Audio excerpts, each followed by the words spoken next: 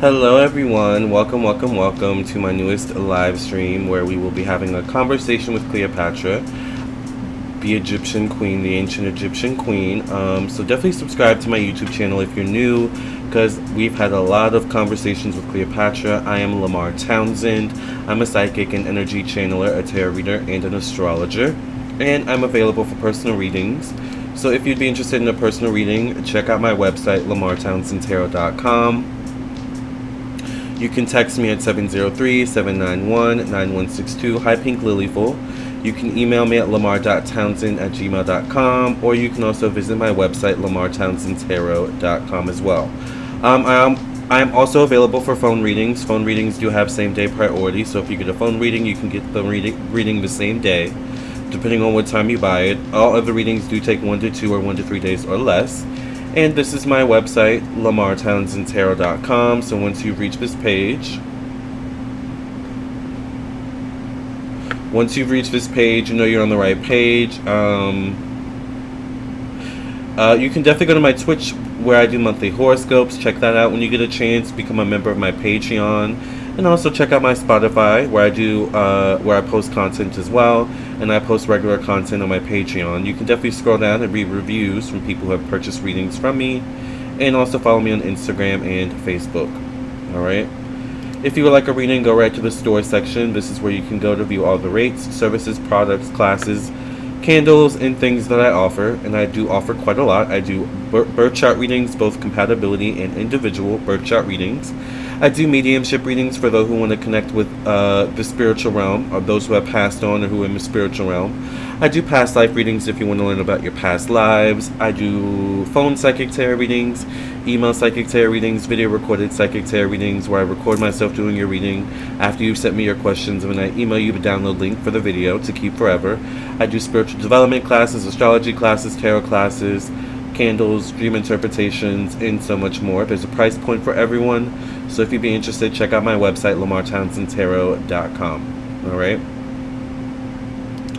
So, with that being said, yes, baby doll eyelashes. I got 2 pairs of eyelashes yesterday, so I got my Barbie doll eyelashes, and I guess these are the baby doll eyelashes. So these are supposed to be everyday eyelashes. I don't know if I would wear these every day. I think I would only wear these for camera purposes, to be honest. But they are very pretty. I don't know if I put them on the best, like, properly, but once again, it's my second time doing lashes. So, I just did the best I could, alright? I'm still learning. I'm still growing. I also did take a mini nap, so they might be a little messed up too. But they do look cute, so... Hi, Journey. Thank you for your donation. Hi, the 12I. Hi, Gabrielle G. Hi, Aaron. Hi, Kathy. Aaron says, I need to learn how to wear falsies. Well, when I get better, y'all know I love doing reviews and tutorials. So when I get better at doing it, I will do a tutorial on my second YouTube channel.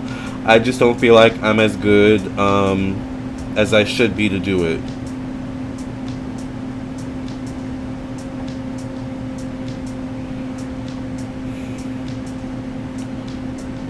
Yes, please. Yeah, give me like a couple more months.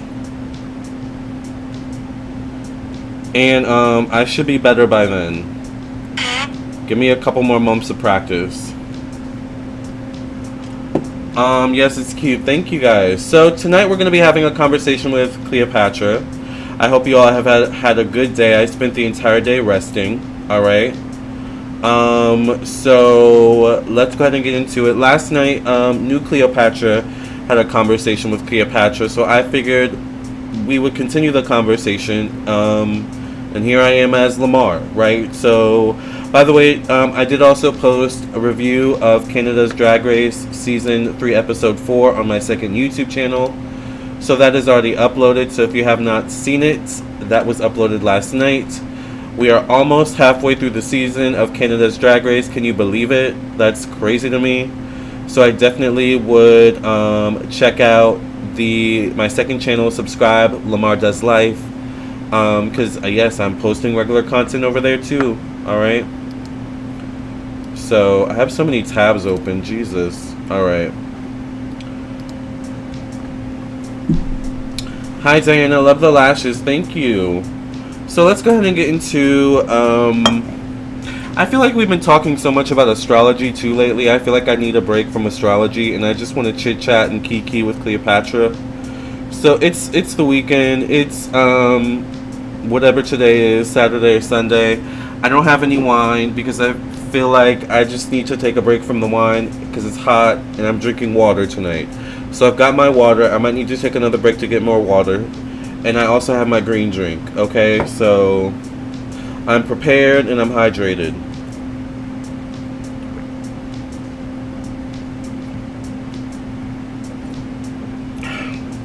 Sorry, that water was really good. Okay, so you guys, just to let you know, I am also doing live readings. It is $5 for one question. I do prefer PayPal, Cash App, and Venmo. I do also accept Super Chat, and the information for PayPal, Cash App, and Venmo is in the description box below for you to copy and paste. And I'm also available for live readings. So let's go ahead and get into it. After I channel and have a conversation with Cleopatra, that's when we'll get into the questions. So stick around for your question if you send a question or have sent a question. And let's get into it. Let's go ahead and do a quick cleansing. Thank you, Father God, for cleansing and clearing the energy of this space, this home. Thank you, Spirit, for allowing the energy of Cleopatra to come through, to give clarity and insight, and any messages that she needs to give us at this time. In the name of the Mother, the Daughter, the Father, the Son. Thank you for protecting Cleopatra's energy, my energy, and the energy of those watching. Thank you for protecting this space. Amen, amen, amen.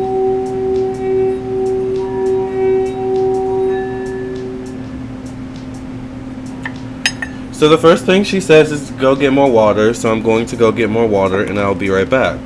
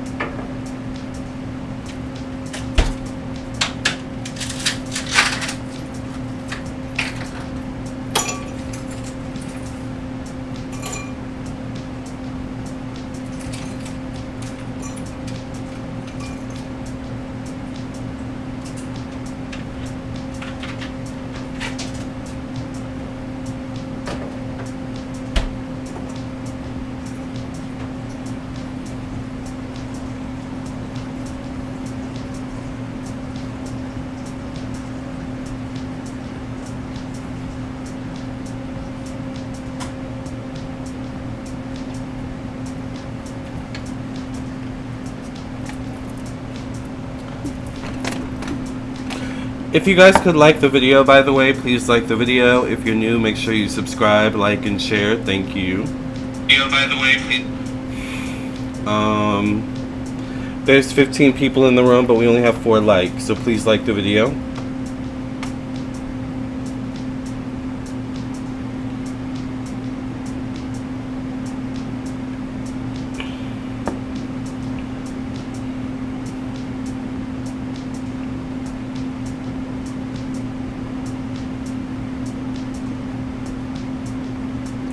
So the first thing she's showing me is bamboo stalks.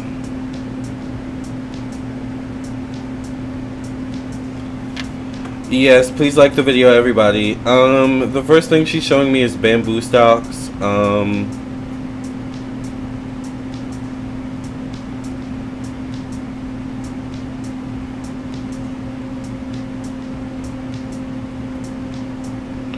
How tall do bamboos grow?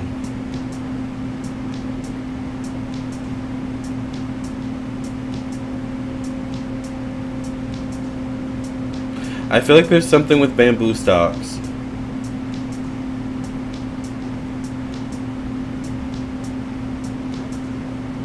Like, I don't know why she's showing me bamboo stalks growing really, really, really tall. So I don't know much about bamboo, but do they have to chop down bamboo so it doesn't grow too tall? Because I feel like bamboo will keep growing if you let it. Like, it'll get really tall. I don't know why I see it, like she's showing me like bamboo stalks. Like, I don't know if they're growing at a fast or accelerated rate, or what this means, but there's something with bamboo stalks, so I feel like she's saying keep an eye out for that. Bamboo.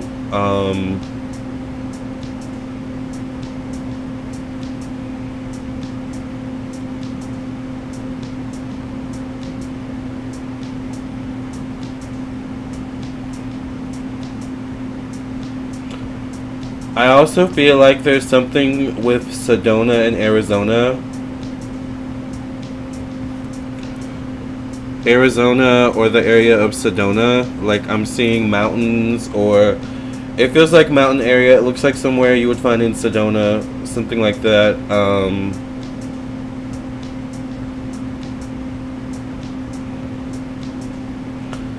I'm seeing a helicopter flying over. It looks like a barren part of land, and there seems to be like some electropulsivity coming from the ground or something like that.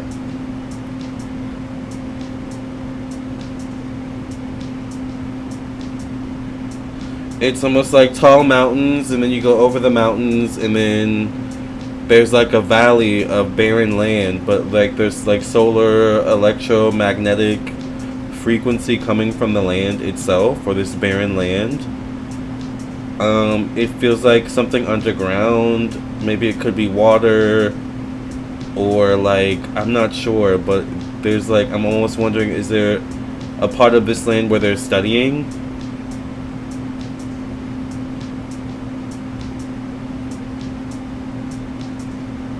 To see what's going on. It feels like there's something like underground trying to come up. She says wonders of the world, or the seventh wonder of the world. Does Arizona or Sedona contain one of the seven wonders of the world or something like that? Can someone let me know in the chat? Does Arizona contain one of the seven wonders of the world? Because she's saying seven wonders of the world. Cleopatra's saying seven wonders of the world.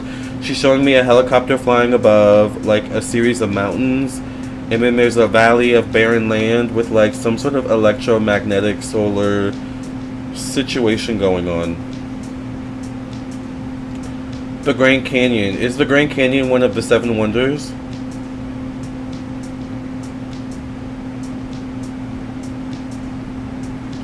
Let me look it up.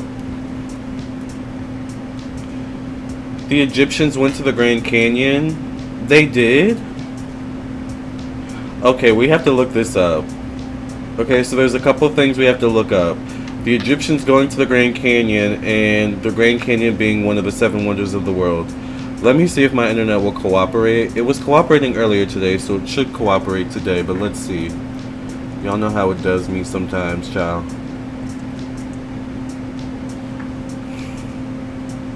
It's a conspiracy. Well, we'll see.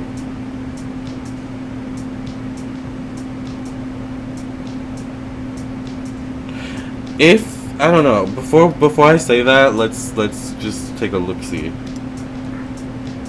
The Grand Canyon. Oh, I put the Grand Canyon. The Grand Canyon, seven wonder of the world. All right.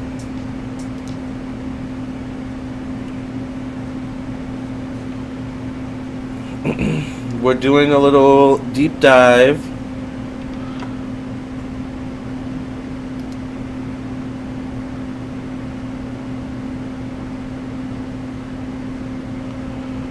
Why is the Grand Canyon the seventh wonder of the world? Okay, so the canyon is an erosion formed by water, ice, and wind, and is considered one of the seven wonders of the world. So it is one of the seven wonders of the world. The layers of sedimentary rock were formed over millions of years ago and provide significant insight into the Earth's geologic timescale. Interesting. So let's look up the Grand Canyon and the ancient Egyptians. Ancient Egyptian artifacts in the Grand Canyon. It is also interesting that so many features in the park bear Egyptian names. Tower of Set, Tower of Ra, Horus Temple, Osiris Temple, and Isis Temple. as well as places in Haunted Canyon with names like Cheopas Pyramid, the Buddha Cloister, Buddha Temple, Manu, and Shiva Temple. Did they find Egyptian ruins in the Grand Canyon? Oh, I guess it's the Smithsonian's discovered Egyptian ruins. It's not a fact, though. It says... But I guess there's names associated with ancient Egyptian or ancient Egypt. But I don't know.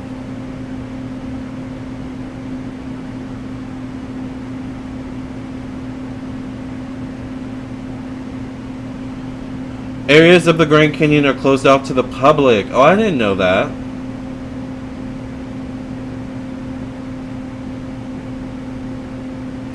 I'm trying to find a reputable source to look for whether or not... You know what? Quora is actually pretty reputable, to be honest with you. Let's look at Quora. Most of the time, not all the time. At least people on Quora do provide facts. So it says, are there ancient Egyptian artifacts in the caves of the Grand Canyon? Someone says no. This question is probably based on fake reports of a find of Egyptian material in the Grand Canyon based on a 1909 letter by purported Smithsonian Institution explorer called G.E. Kincaid, who claimed to have discovered a cave during an expedition, by anthropologist S.A. Jordan. In such a place was found all kinds of Egyptian stuff. It was met with skepticism. So a lot of people are saying no on Quora. Also, the internet is taking too long, so... I don't know if I can believe the theories of the artifacts in Grand Canyon. The Smithsonian denies it. Yeah, I don't know if I can believe that, but it's interesting if some of the stuff was named after Egyptian things.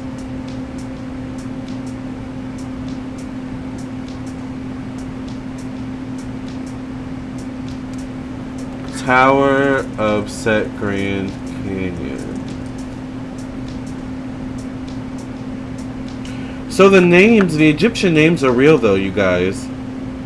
Because I just typed up Tower of Set. Let's look up another one. Let's look up Isis Temple, Grand Canyon. We know Isis is an Egyptian goddess. So is Osiris. Actually, let's look up Osiris, Grand Canyon. Osiris Temple. They have a temple of Osiris in the Grand Canyon, you guys. Are you serious? Look at this. It says Osiris Temple is a 6,613 feet elevation summit located in the Grand Canyon in Coconino County of Arizona.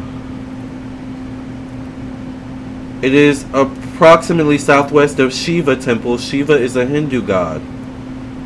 Oh, okay, Grand Canyon. I see what's going on here now. Okay, Cleopatra. This is making sense. And this is what I saw when she showed me. Not this exactly, but this looks similar to what I was seeing.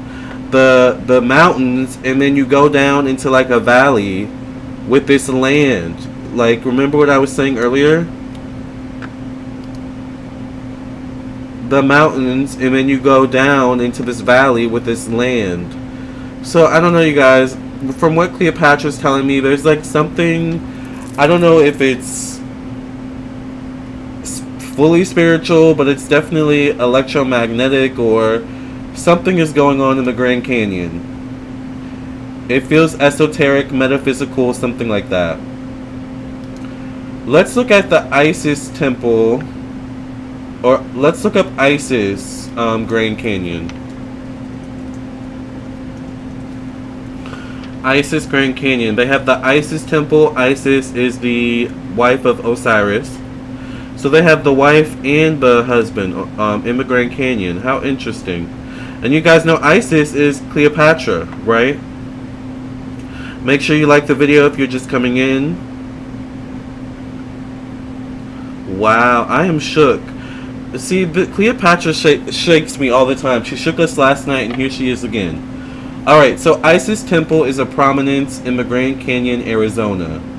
southwestern United States. It is located below the North Rim and adjacent to Granite Gorge. Okay, let's take a look at this. What does it look like? Because this looks exactly like what I was talking about. You have the high mountains and then those deep valleys with a whole plot of land lower, closer to the earth. The mountains are higher to the air. The valleys are closer to the earth. Keep that in mind too. Alright? But yeah, Isis temple looks exactly like what she was showing me. I just wish I could see the ground. Like, I want to see the valleys. What's going on down there? I want to see what's going on down there. But, okay, let's read on a little bit more. Isis temple is part of an uplifted and subfaulted block with a subpeak landform. Cheops pyramid. Oh, there's a pyramid too.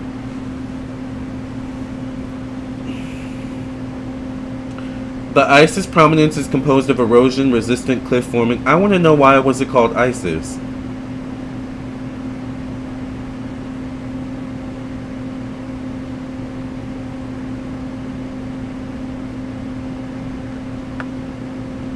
Okay, interesting.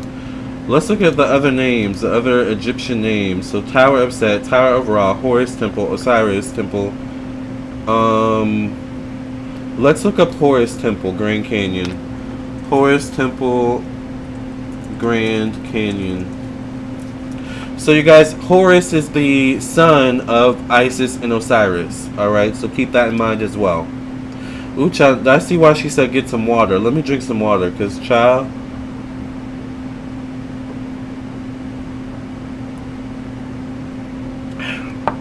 Alright.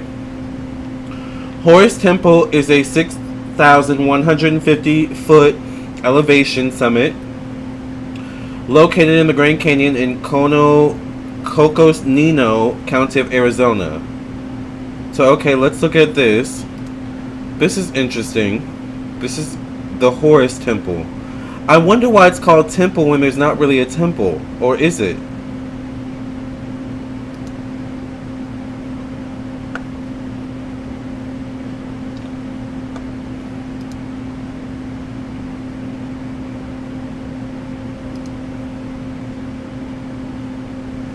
Interesting. Okay, Cleopatra. That was an interesting deep dive. What does all this mean, Cleopatra? What is the connection between ancient Egypt, the gods Osiris and goddesses Isis, Osiris, and well, I almost said Anubis, but I didn't see Anubis.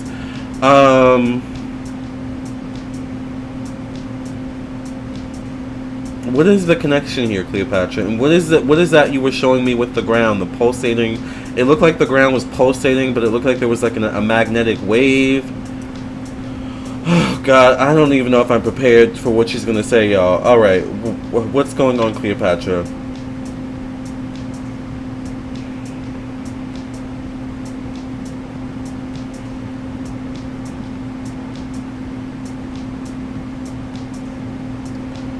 She says the Temple of Isis is located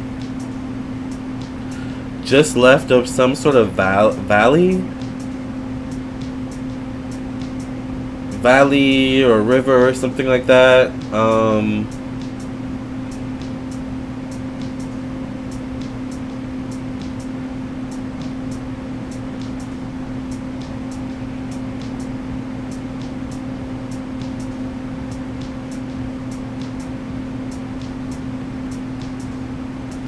She says there's a whole section of the Grand Canyon that has not been explored or is not allowed to be explored.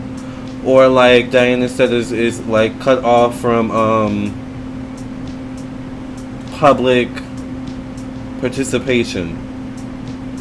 Like they've built it so you literally can't access it, or accessing it like may mean your passing, your ending, your death, God forbid, right? It feels very Egyptian to me, to be honest. It's almost like someone trying to break into an Egyptian pyramid, and you know, you doing it at the expense of your potential death as well, kind of thing. So she's saying the geography or the way certain things are built, there's booby traps, I feel like, in the Grand Canyon. Certain areas of the Grand Canyon that mimic Egyptian or ancient Egyptian architect or architecture, she's saying.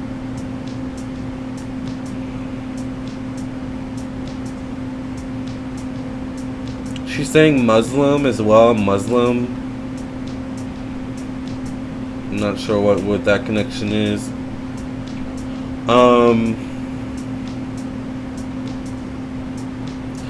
I do feel like there were many different communities actually in the Grand Canyon. I don't think it was just one community. I think the Grand Canyon. I've never been to the Grand Canyon, so I'm just regurgitating what she's showing me and telling me. But she's like giving me that the Grand Canyon is bigger than we think, or is bigger than we give it credit for in many ways. I was about to say, is there? Kathy says an underground Egyptian city. I don't know if it's that, but is it there? I feel like, is there an underground portion?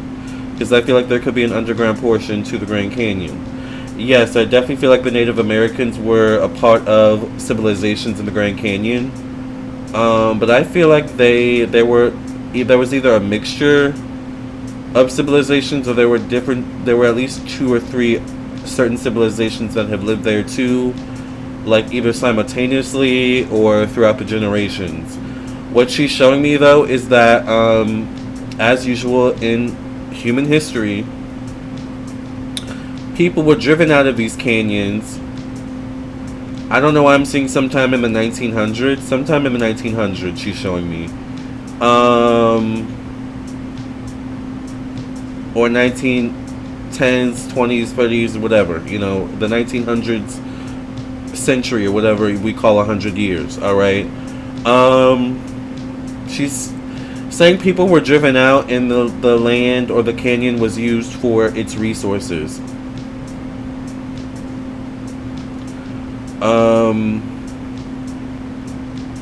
And it was used and is or used as well now as a testing site or an experiment site. But you have to also understand, like, these canyons have been formed for all millions and billions of years. So there's been things that have homed themselves there as well, or that have been a part of the history of the Grand Canyon that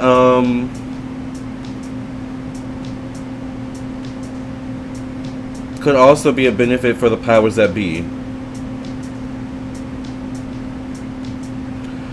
Like, I don't know why she's literally showing me this could be extraterrestrials, but it feels like to me like extraterrestrials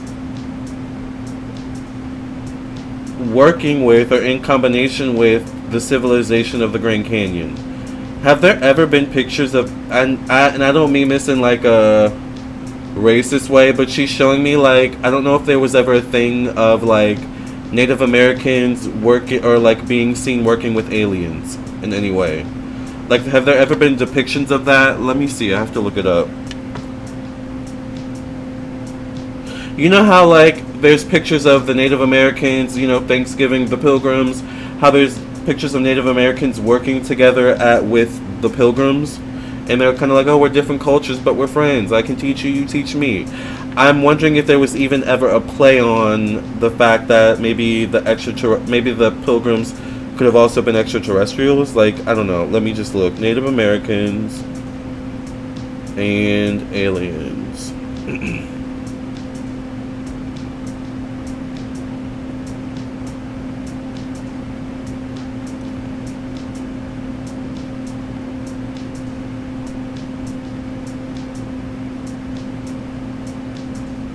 I don't see anything, but the way she's showing me, it's like this has been done before or something like that.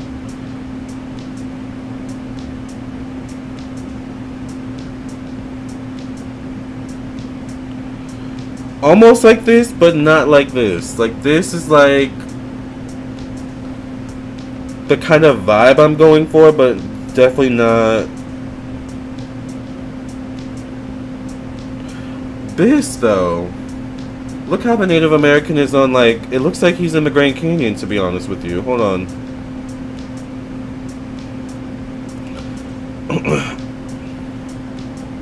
Oh, I made it too dark. Can you see how it looks like the Native Americans in the Grand Canyon?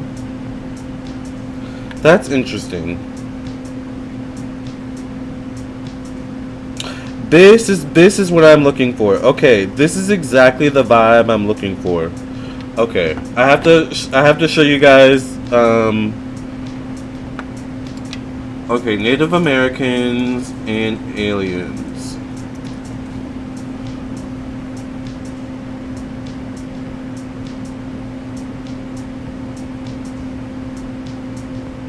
Okay, so this has been talked about before. Just some of the stuff I'm seeing on Google. I think this has been a topic of discussion before. They're probably paintings if this is in the cave. Oh, I didn't even think of that, Diana. Gina says there are lots of tunnels, and when they built Glen Canyon Dam, they took many artifacts and items from that area. Child. So I typed in Native Americans and aliens, and just look at some of the stuff that comes up. The indigenous as an alien, which we know that alien can sometimes mean indigenous people, unfortunately, but that's interesting in itself.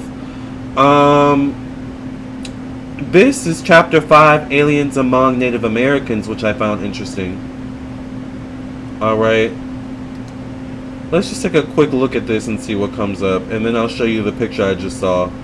So this is actually like a scholarly article, you guys. Oh, okay, I didn't expect this.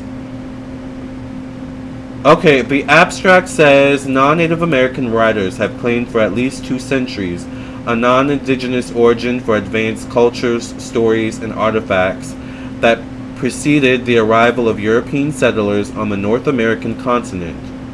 Ciao. In this chapter, the question of aliens and UFOs among Native Americans are explored in 3 ways. Aliens are Anakim populating the Appalachian Mountain region. I don't know where the Appalachian Mountains is, but we were just talking about the Grand Canyon. Star people or sky people in the stories and sacred rites of particular North American cultures. Interesting. And the archaeological record found in pictoglyphs, petroglyphs, and massive mounds and earthworks. Child, I almost want to buy this. I want to almost buy this PDF, child. I think let's just bookmark this real quick. Alright? Because I might need to come back to this one. Okay? So we got that bookmarked. Now let me show you guys this picture. Because I don't know. I feel, thank you, Cleopatra, for not making me look crazy. Because I always like, sometimes when, Spirit says stuff, I'm like, wait. But, okay, thank you, Cleopatra. So there was look at this. This is what she was showing me. This is what she was showing me.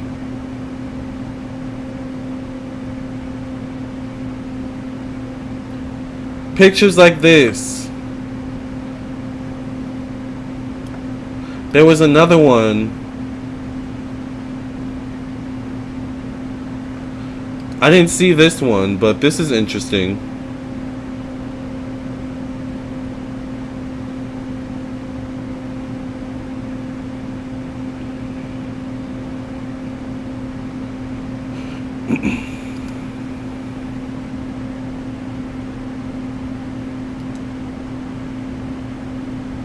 I guess they did do cave paintings, but I don't know if I can confirm whether or not these are real. These might be real, I'm not sure, but this kind of looks like an alien.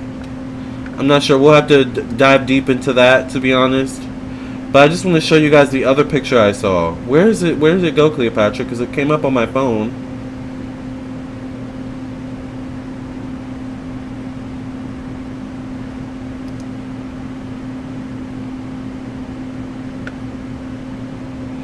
Pictures like that.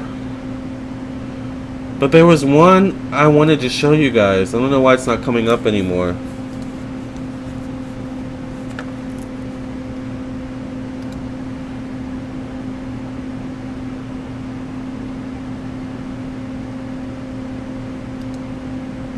This might be real because this keeps coming up more than once, to be honest with you. It might be. I'm not sure. We'll have to look at that at another time, maybe. But I think this one is probably the best depiction of what she showed me. Oh no, it was this one right here. She showed me Indians working with aliens. Alright, she showed me this exact picture is exactly what she showed me. Verbatim. But also, I found this one interesting over here too. Where did... Oh my god. Okay, this one. This one I love. Like, this one I would put on my wall. I love this picture. I think this is actually really cool. But, like... And then, see the mountains? It almost looks like the mountains, the land. This is exactly what she was showing me. I think I have to save this picture. I think this picture is really cool. Oh, you have to pay for it? Oops. Child. Well, hopefully it saves, honey. Alright. I think this is really cool. But that's what she was showing me. She was showing me, like... Look at the Egyptian, you know, here, too. That's cool. But that's what she was showing me, guys. So it seems like what she's saying, and look at the Native American pointing to the sky. That's interesting.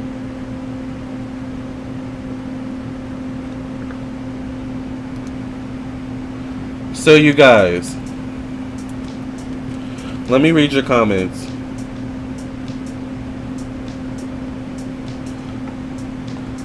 There was a show on the History Channel called Ancient Aliens. Oh, I like that show. Which an episode mentions about Native Americans. New aliens also work with them too. Yeah. The Appalachian Mountains are a system of mountain ranges running from the eastern coast of North America from Newfoundland and Labrador, Canada. Interesting. Oh, I didn't mean to delete that message. Sorry. Uh-oh. Oh, I pressed the wrong button. I'm sorry, Kathy. There are some cave paintings that are similar to Egyptian hieroglyphs. Screenshot it on your phone and send it to Walgreens like I do. That's smart. I once took a UFOlogy class. Topic was how many species of extraterrestrials are. And in conclusion, we ended with 36. Not sure how exactly 36, but according to people that have counted them, they got 36. Could you ask if they're Cleo if they're 36? She wants to like focus on the Grand Canyon. She's like, I don't want to worry about that right now. Let's stay focused. So she's showing me that there was a whole civilization, or there have been whole civilizations of people in the Grand Canyon, I believe, who either knew of extraterrestrials or there's something about extraterrestrials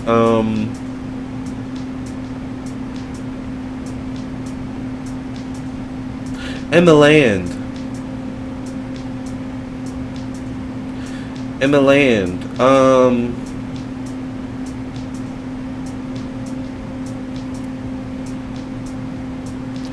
I do feel like these people, like there's something about Native Americans as well.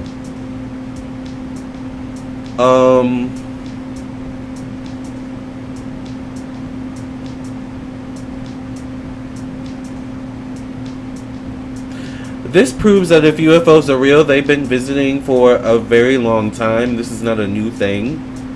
But I think they're also trying to hide some sort of civilization that once lived in the Grand Canyon. I don't know if they're trying to hide it, but it's like they kind of are, and there's something about this civilization they're trying to hide. That's what it is. There's something about the civilization that once lived in the Grand Canyon, or that area, that they're trying to hide. There's something about this civilization where they were very advanced. They could have been very advanced, similar to ancient Egyptians.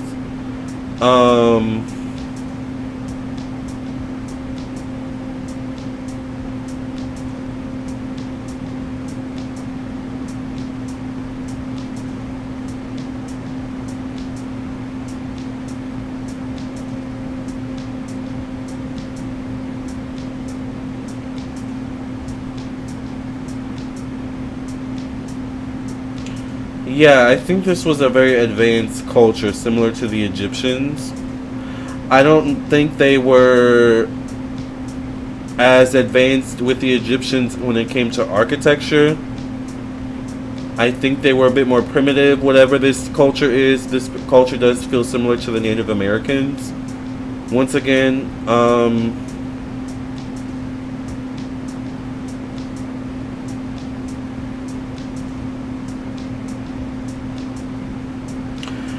but there's a lot about like the Grand Canyons or something like that. Because she keeps saying the seven wonders of the world. That like, there's a reason why they're called the seven wonders of the world. There's a lot of things that are not really known about these wonders of the world, and I feel like the Grand Canyon is included. She's also showing me like it looks like a Japanese or Chinese. It looks like architectural things. So there must also be like a seventh wonder of the world in China or the eastern part of the world, Japan, something like that. It looks like Chinese architecture though. It could be Japanese, but to me it looks like Chinese. I mean, I don't know. Someone may have to let me know that. Because there is a difference in architecture between China and Japan. So,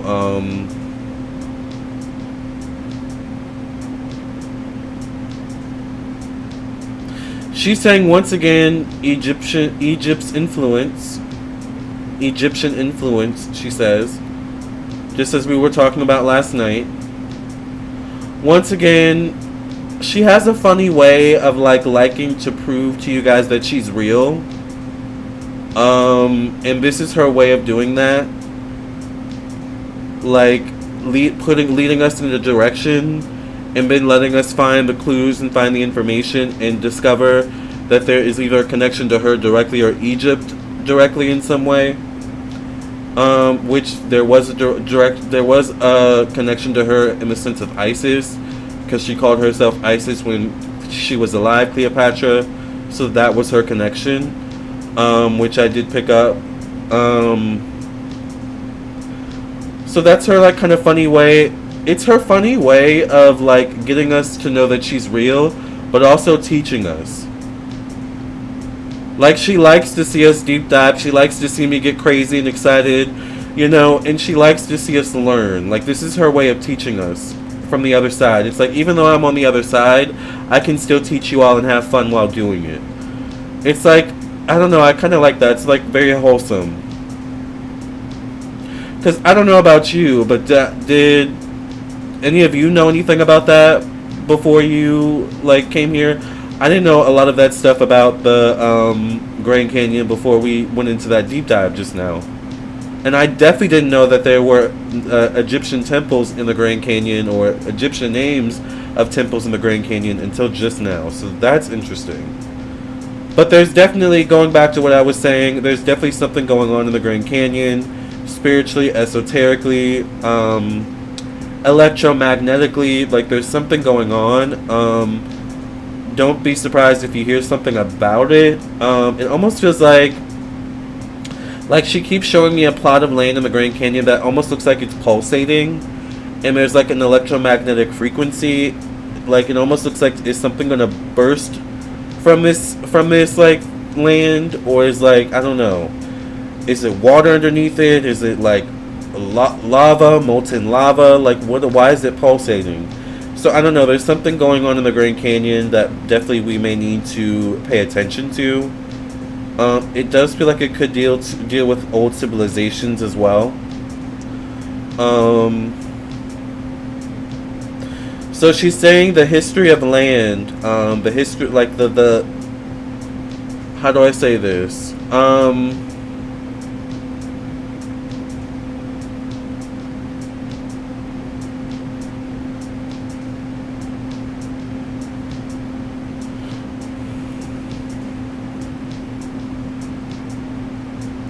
There's something where this is going to be a repeating thing.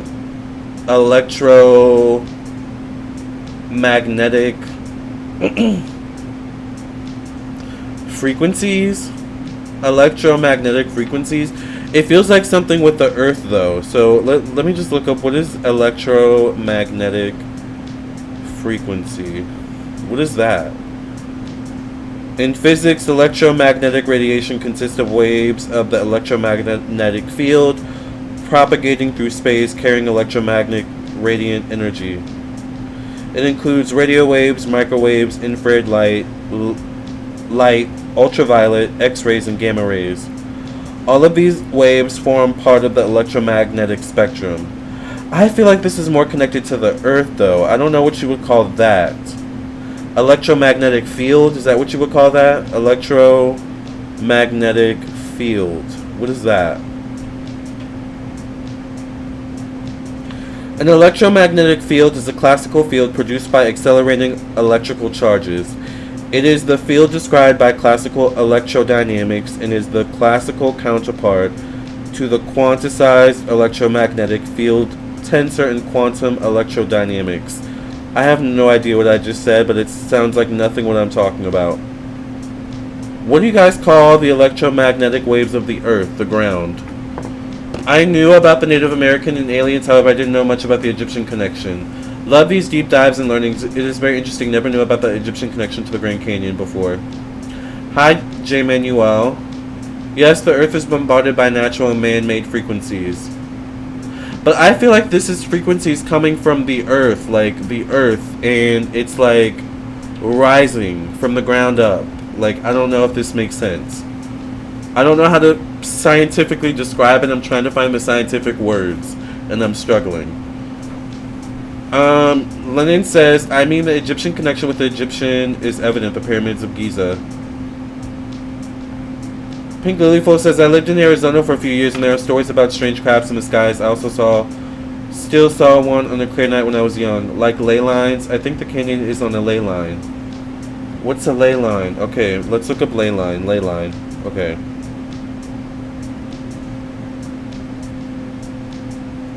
Is it L-A line or L-E-Y line?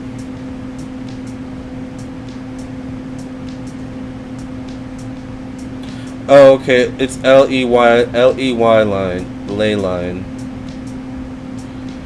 Okay, ley lines are straight. I think this might be what it is. That's probably what they're hiding in the Grand Canyon. Oh, you guys are... Diana's good, child. Alright. It says, alright you guys, let's look at this. Let's read it. It says ley lines are straight alignments drawn between the various historic structures and prominent landmarks. Magnetic fields. Okay, we'll look that up next. The idea was developed in early 20th century Europe, with ley line believers arguing that these alignments were recognized by ancient societies that deliberately erected structures along them. We might be on to something here. Okay, we'll deep dive into that in a minute. Let's take a look at what magnetic fields means, because maybe this is also what I mean too.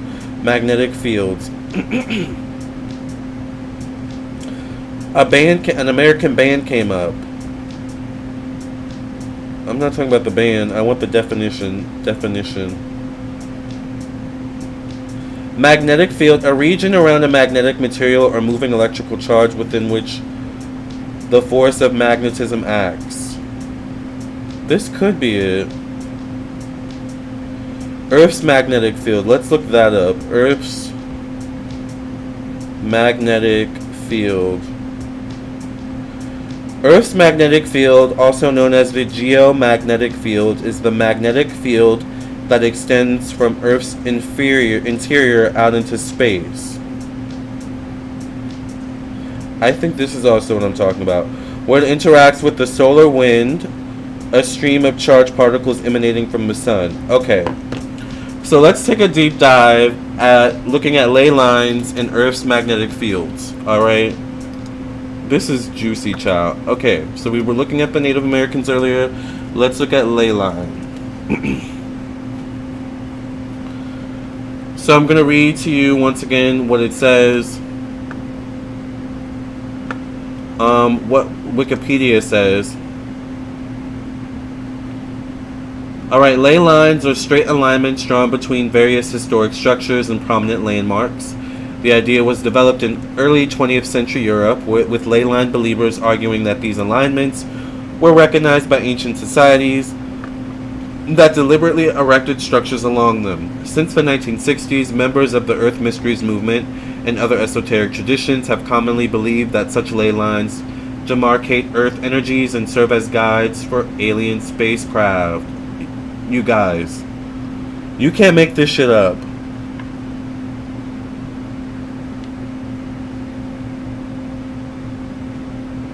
You cannot make this shit up.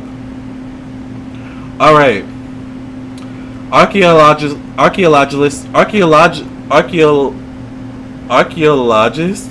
yes, that's how you say that. Archaeologists and scientists regard ley lines as an example of pseudo-archaeology. Archaeology, I don't know how to say that word. In pseudoscience. Of course they do. The idea of leys as straight tracks across the landscape was put forth by an English antiquarian, Alfred Watkins, in the 1920s, particularly in the book The Old Straight Track. He argued that the straight lines could be drawn between various historic structures and that these represented trade routes created by ancient British societies. Interesting. So I wonder if the Grand Canyon is on one of these ley lines. Let's look up the Grand Canyon and ley line.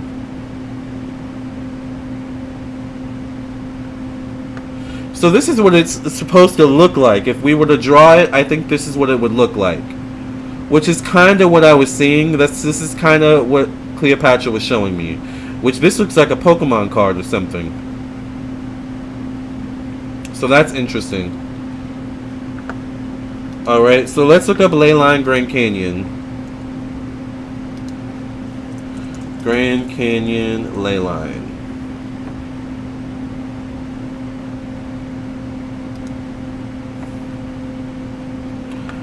What are ley lines? This was updated. This is by How Stuff Works. I don't know how reputable they are, but we'll take this with a grain of salt.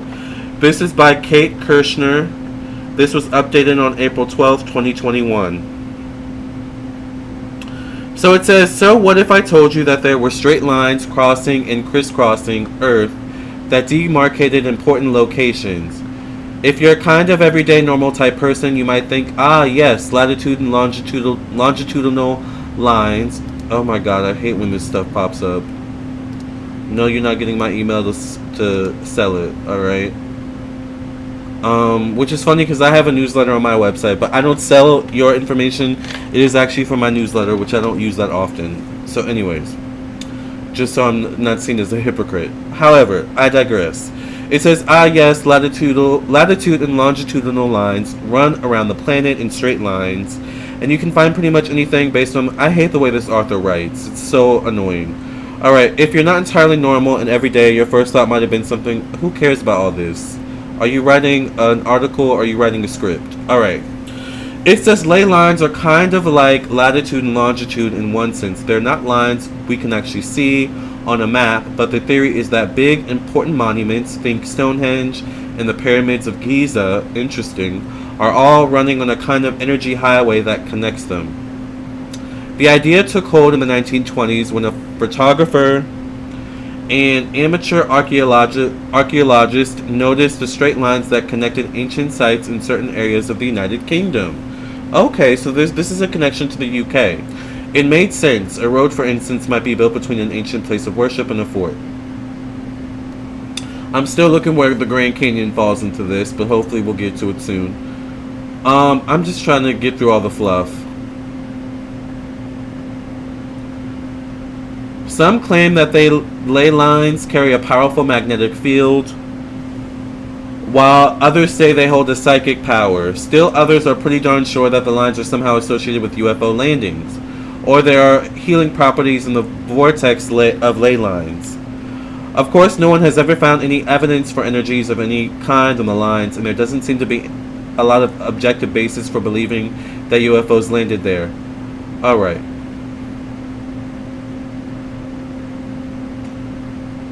What was the point of this article? No, I'm mad. I thought the Grand Canyon was going to be mentioned in this. Oh, okay, here's the Grand Canyon. Okay, let's see what this says. Of course, no one has ever found any evidence, but that doesn't stop anyone from noting that you can collect lots of important points with straight lines on the map. For instance, the Washington Monument and the Grand Canyon. That makes a straight line.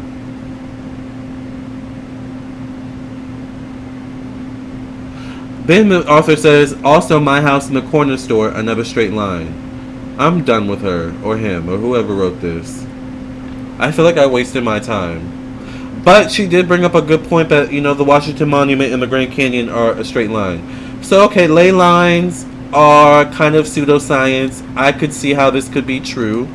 Alright, I could see how this was relating to what Cleopatra was showing me.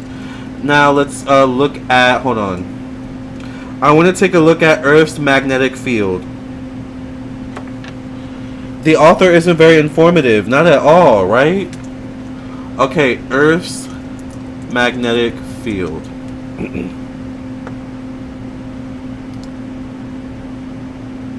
Alright, so let's take a look. This is webua.es. I'm not sure who created this website. What is this? I don't know what that is. Alright. Let's look at space.com.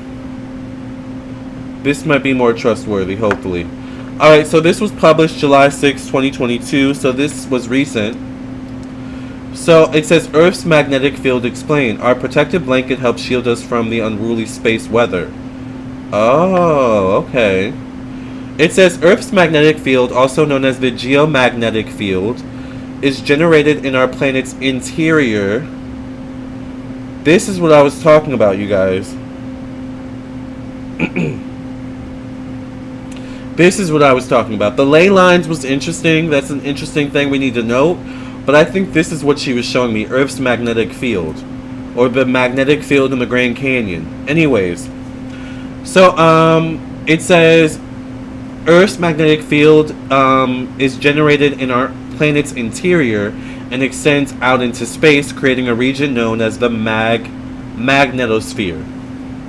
Without the magnetic field, life on Earth as we know it would not be possible, as it shields us from all the constant bombardment by charged particles emitted from the sun. The solar wind. Interesting. It says to learn what happens to a planet when it loses its magnetic field, you only need to look at Mars. Well then, child, let's take a look at Mars, honey. What's going on with Mars? Let's open this in another tab.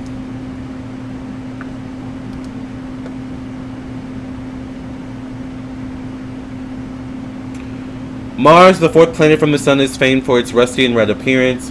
The red planet is a cold desert world with a very thin atmosphere. Ugh. I wouldn't want to live on Mars, honey. It says, but the dusty, lifeless, as far as we know, a planet is far from dull. So it's very dusty too. Okay. I wouldn't want to live there.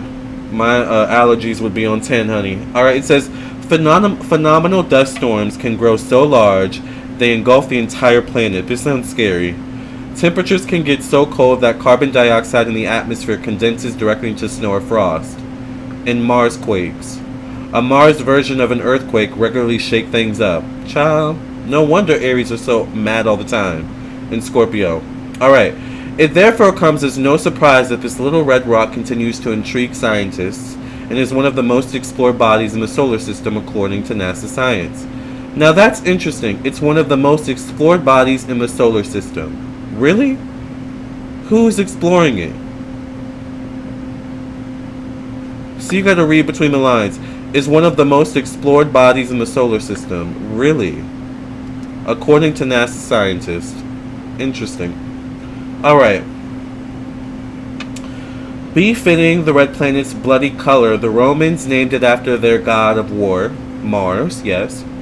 In truth, the Romans, or Aries, the Romans copied the ancient Greeks, who also named the planet after their god of war, Ares. Right, yes.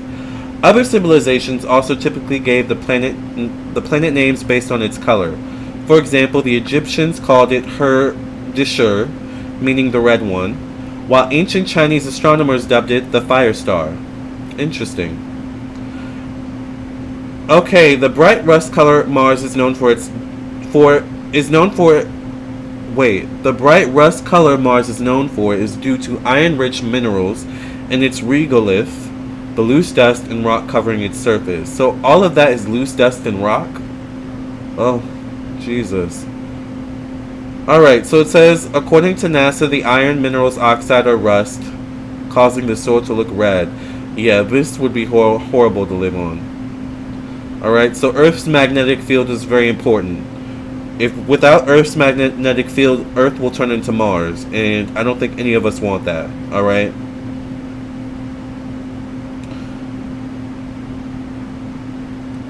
So that was an interesting little tidbit. Let's go back to Earth's magnetic field.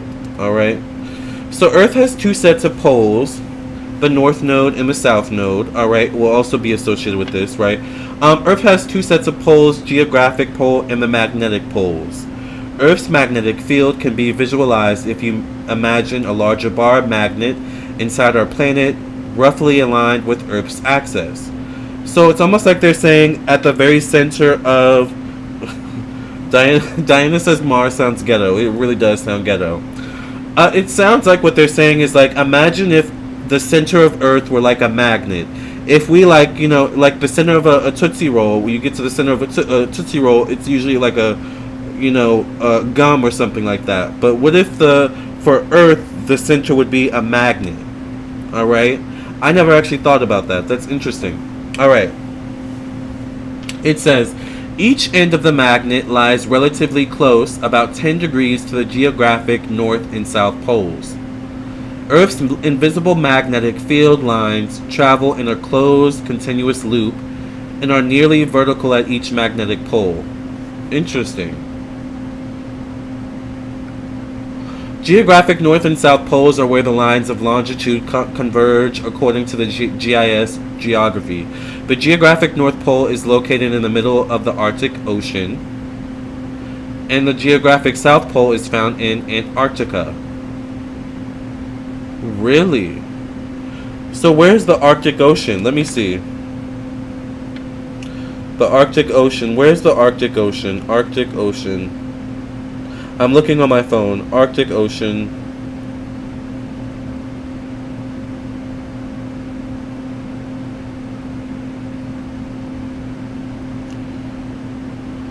Where is the Arctic Ocean?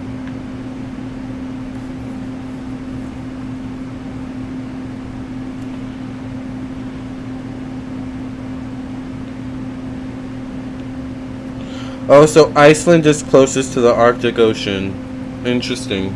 Alright. Magnetic poles are located where the magnetic lines of attraction enter Earth. The magnetic north is also known as the North Dip Pole and is currently the north node and the south node. That's what this is, the north node and the south node in astrology. The magnetic North Pole is also known as the North Dip Pole and is currently found on Ellesmere Island in northern Canada. Keep in mind, the Earth has its own birth chart too. So we need to look at Canada. We need to take a deep dive into Canada one day. When the magnetic compass points north, it is aligning itself with Earth's magnetic field and points to the magnetic North Pole. Okay.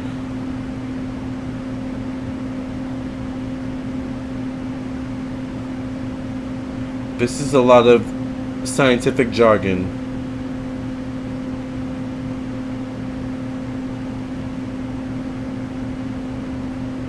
Wait a minute.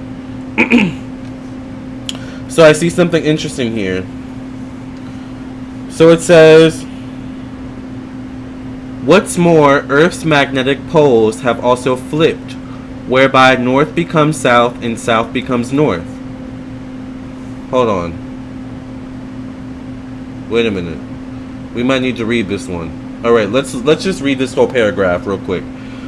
Unlike the geographic poles, Earth's magnetic poles are not fixed and tend to wander over time. Okay, let me read that one more time, you guys. Unlike the geographic poles, Earth's magnetic poles are not fixed and tend to wander over time. British polar explorer James Clark Ross first identified the magnetic North Pole on the Buthist Peninsula in Canada's Nunavut territory in 1831. Since its discovery, the magnetic North Pole moves about 25 miles a year in a northwest direction according to the Royal Museum's Greenwich. What's more, Earth's magnetic poles have also flipped, whereby north becomes south and south becomes north. These magnetic reversals occur at irregular intervals every 200,000 years or so. Ciao.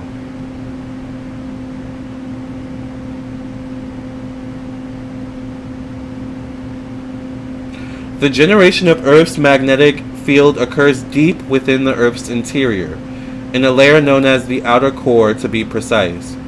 Here, the connective energy from the slow-moving molten iron is converted to electrical and magnetic energy, according to the U.S. Geological Survey.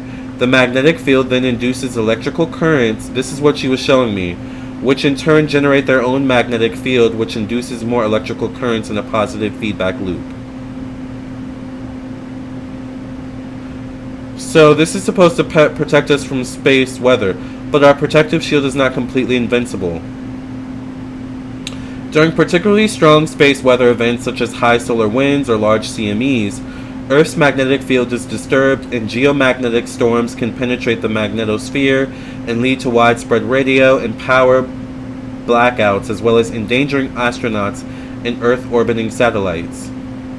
In 1859, a large solar storm known as the Carrington Event caused widespread telegraph system failures, and in 1989, a CME accompanied a solar flare and plunged the entire province of Quebec, Canada, into an electrical blackout that lasted around 12 hours, according to NASA's statement.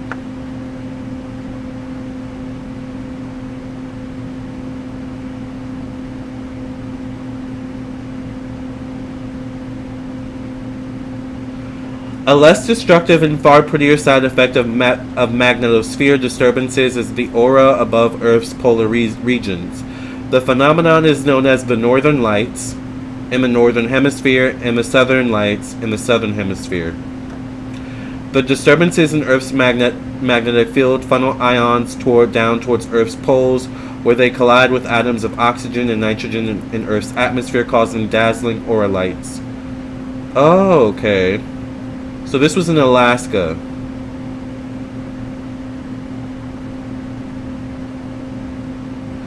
According to Science Daily, in the last 200 million years alone, Earth's magnetic poles have reversed hundreds of times in a process where north becomes south and south becomes north. Earth's most recent magnetic reversal occurred approximately 790,000 years ago, so we are rather overdue for another. So it's been almost a million years since Earth's magnetic reversal occurred. But don't worry, the magnetic poles won't just switch overnight. It can take hundreds or even thousands of years for the poles to flip. You guys,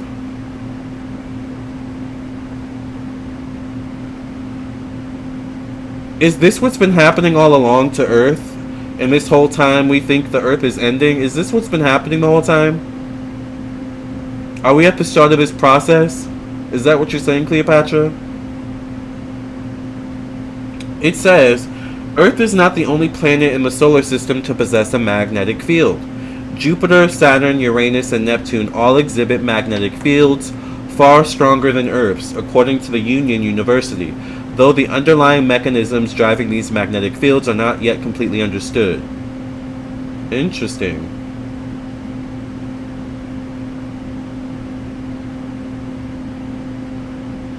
Wow, that was an interesting read, you guys. And this is reputable. They have a bibliography and everything, so we can trust this information. Alright, they've cited their sources, alright, as you learn in college to do, in high school. You guys, I am shook. Lennon says, I was told once by some spiritualists that life in Mars was destroyed by nuclear bombs they used to be thrown out there among themselves, being from over there fighting. The north and south poles are moving slightly per year, apparently. Yes, and the other people are saying it may have flipped more often than every 200,000 years. On Wikipedia, a magnetic field is a vector field that describes the magnetic influence on moving electrical charges electrical currents and magnetic materials. Very interesting. And you guys have to think, over the last maybe, what, 20 years or so, there have been probably a huge increase in magnetic currents, or maybe not even the last 20 years. Like, how far has technology progressed since the last 100 years? Since 1900 all the way to now? Like, imagine how much electrical currents we put out on Earth over time. And now we're in 2022, where like electrical currents basically, rules our life. Wi-Fi, 5G. Like, have we thought about how that's affecting Earth and its magnetic field? A moving charge and magnetic field experiences a force perpendicular to its own velocity into the magnetic field. Wow. A moving charge and magnetic field experiences a force perpendicular to its own velocity into the magnetic field. Interesting. That's wow. That's why people can be acting weird, I guess. Yeah.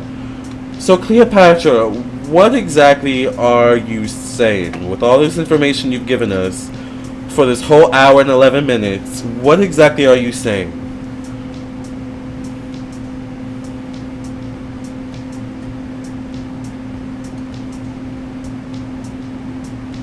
She's saying electromagnetic frequency.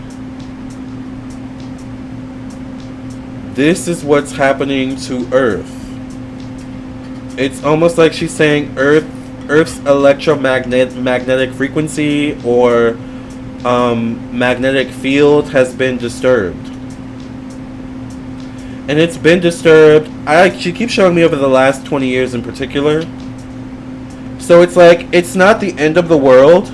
So there's really no like reason to be afraid, but Earth has to adjust to these new frequencies.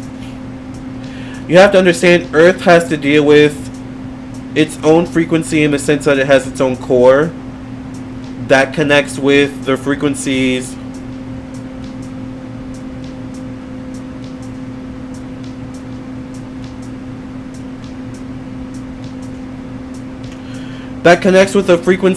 in space, but then also has to compete with the frequencies on Earth, coming from human beings,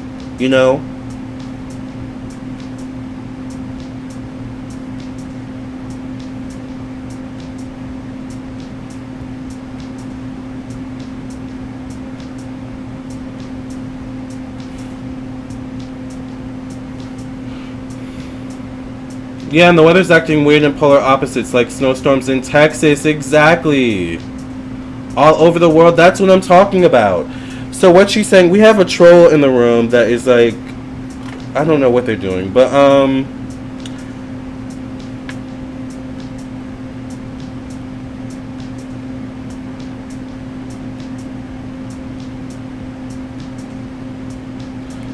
so the 12 Eye says, does this explain why we look up something and then see an ad about it on another app or site?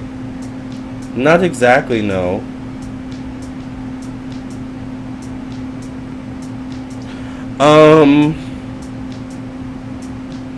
But yeah, she's saying that there's like something with the Earth's electromagnetic frequency or magnetic field that has been disturbed, and this is why we're seeing a lot of the things that we're seeing.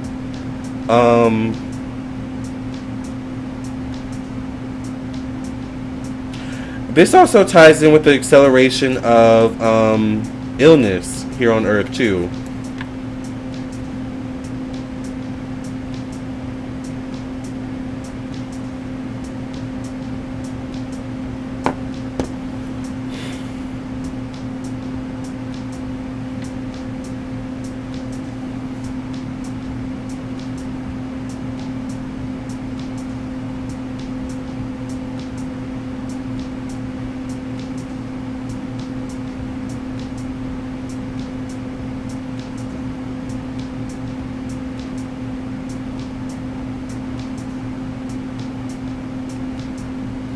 She says that certain crystals like shungite, like something like that, can protect you from these frequencies. But she's also saying that certain crystals that are natural to Earth, such as shungite and other crystals, like aid Earth in balancing these frequencies. So Earth actually balances its frequencies by utilizing certain crystals, by utilizing certain, like, where these crystals are based in its grid. I feel like there's something where, like, it balances or neutralizes these frequencies, but it's almost like human beings, like, if we keep messing with Earth's natural resources, then the Earth's magnetic frequency is going to continue to be affected in a negative way.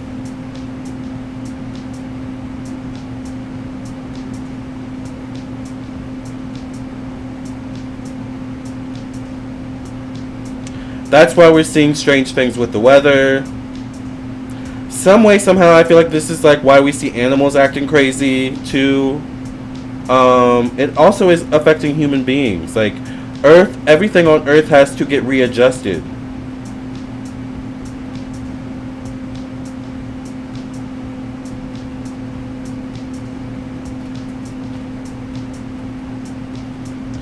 She's saying you will be fine, but your body needs to be, she's saying, more alkaline, not acidic.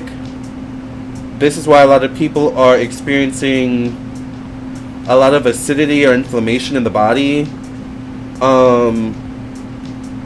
Because there's so much frequency, like, from Wi-Fi and this and that. Like, there's so many frequencies just everywhere. And,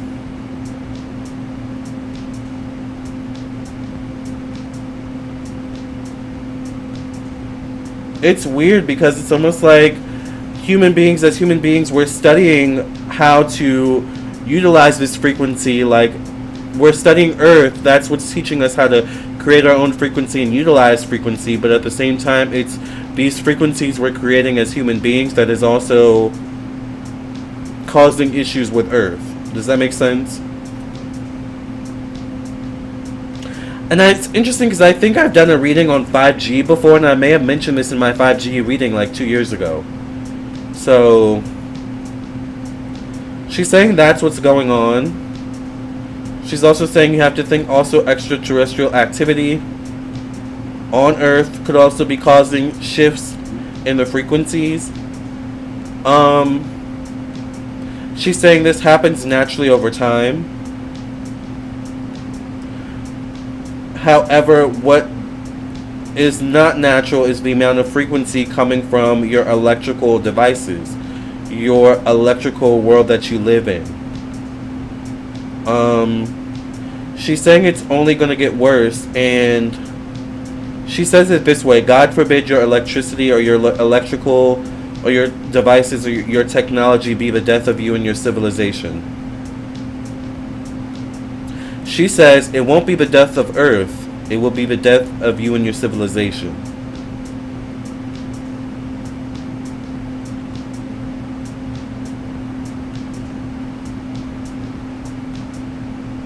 She says at some point you've got to stop. This is what the part of what the COVID virus was trying to, in a grand scheme of things, create. This is what the pox virus is trying to create. It's trying to create, in a grand scheme of things, way, because you have to understand the powers that be have their own agenda, she's saying, but the powers that be are not the ones in control, or the powers that be don't have the supreme control. So, for example, she's like, say hypothetically, hypothetically speaking, let's say that the virus was man-made and was distributed, by man. She's saying allegedly. She's like looking at me and she's like, make sure you say allegedly, by the way. Allegedly, alright? Even if it was created for the intention of the powers that be are man can't control how that manifests, right? It's kind of like magic. When you do magic, you have your intention that you put out, but you're not really in control of how what you want to manifest actually manifests, right? So she's kind of saying, like, it's meant, in the grand scheme of things, COVID was meant to make the world less of an electromagnetic, toxic dump, is kind of what she's saying. If we had continued on like we were living in 2019, we'd be in a worse position now than we are now, she's saying. We were really at almost like a precipice, or we were really at like a some sort of like, I don't know what the word she wants me to use. What word do you want me to use, Cleopatra? We were really at the cusp of like the world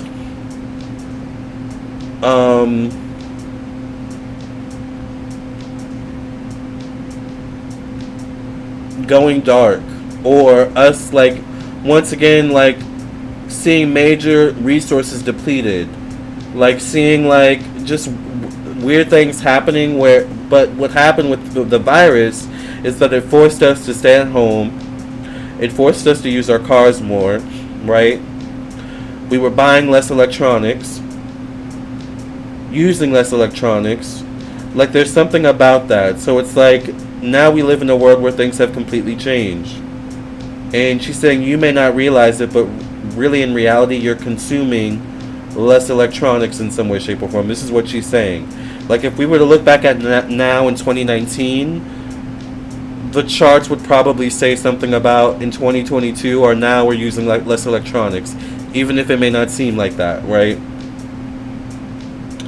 So she's saying, and this is what Cleopatra is saying, this is all alleged for entertainment purposes only, alright? She's saying it's the electronics, it's the electromagnetic frequencies that are being emitted that is the issue.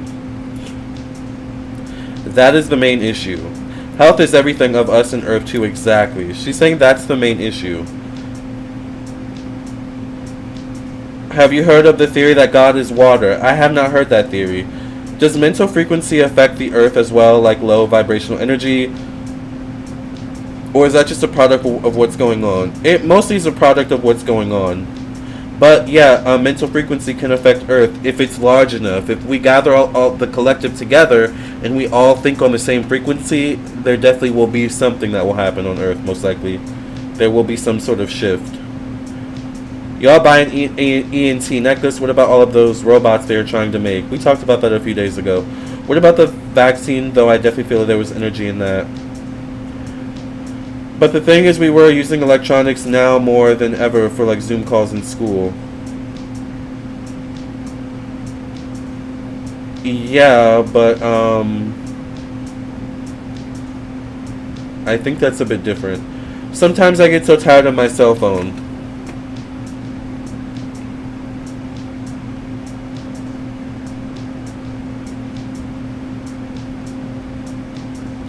So she's saying, in conclusion, because she's kind of like, I'm kind of getting over this a little bit. In conclusion, she says, technology does not have to mean something that deals with electromagnetic waves or electrofrequencies or the utilization of magnetic fields or Earth's magnetic field. Technology can be anything you create that makes life easier. So she says, this is important to keep in mind.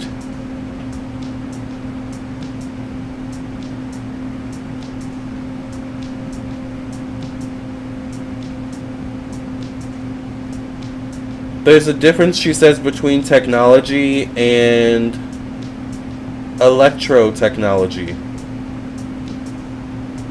And she says, I'll end it there. Interesting. Wow, you guys, I'm shook. I don't really have words to say.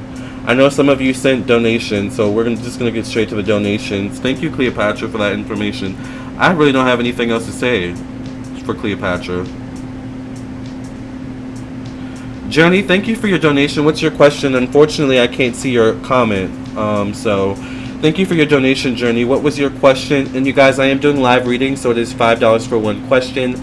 I do prefer PayPal, Cash App, and Venmo. I do also accept Super Chat as well.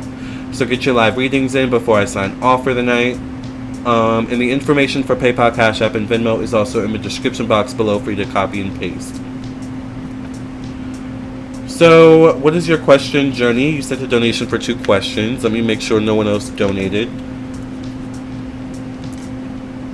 And by the way, make sure you like the video. Thank you, J. Manuel, for your donation.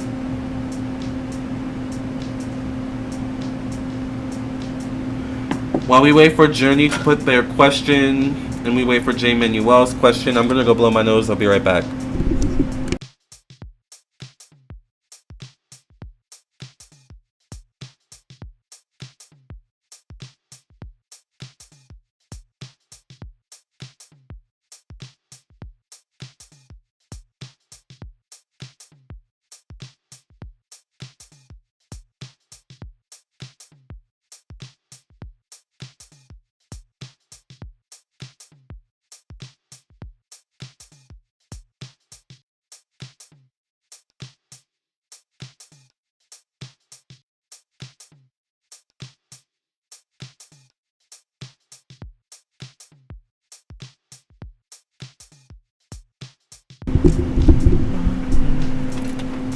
Gina, did you send a donation? We're going to get to Journey's question first, and then we'll get to J. Manuel's question in the order that they came. Journey's first question is, you sent a Cash App earlier today. Really?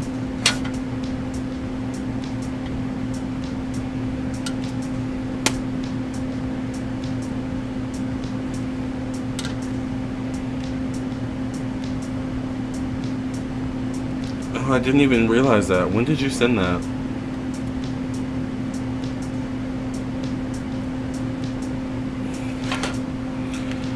You sent a Cash App. My phone was dead all day, so that makes sense as why I didn't get that.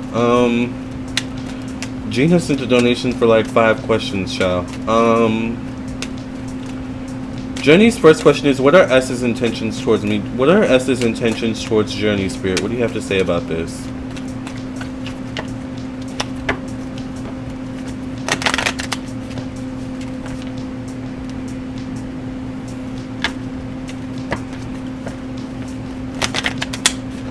What are S's intentions towards Journey? I get the 5 of Cups. The 5 of Cups can be, I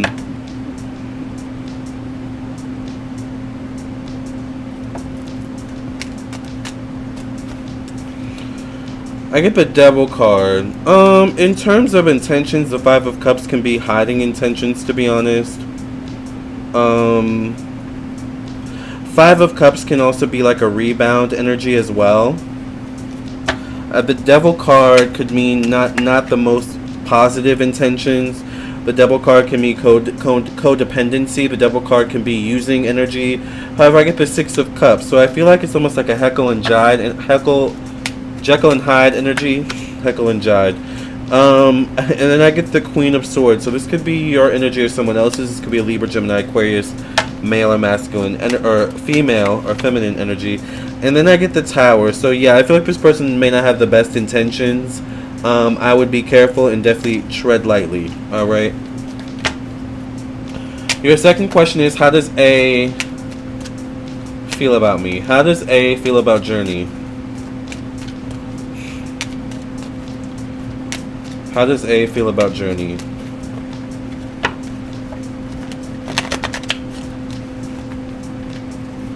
By the way, you guys know that I'm also available for personal readings, so do not hesitate to get a personal as well.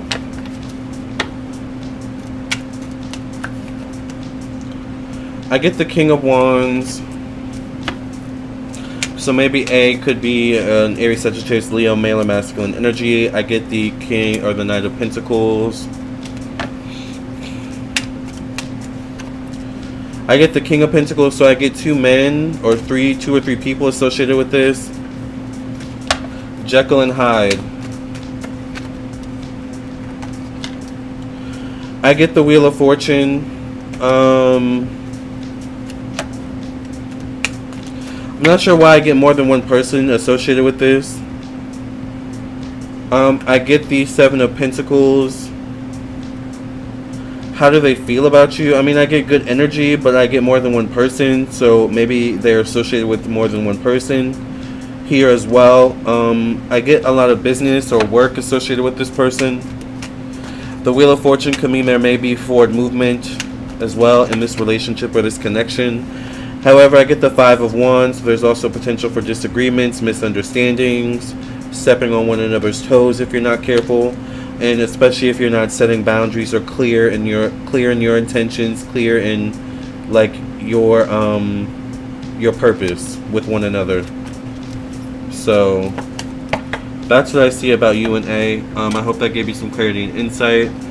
J Manuel's question is, what is my next stepping stone at work? What is J Manuel's next stepping stone at work? Remember, you guys, if you guys want any live questions, it is $5. You can send your donation to PayPal, Cash App, or Venmo. I do prefer PayPal, Cash App, and Venmo, and Super Chat. Yeah, I met him at a club where there were 3 men interested in me. Oh, that makes sense. That's why all those men showed up. What is J Manuel's next stepping stone at work? The Magician card comes up, which is being able to turn nothing into something. It can be spiritual energy, spiritual work, manifestation. I get the Emperor, which is a position of power in some way, shape, or form, or it can be a male in a position of power that could be prominent in some way. If this isn't you, I get the Knight of Wands. I feel like this is you wanting a position of power in some way or wanting seniority. You're welcome, Journey. I get the Strength card.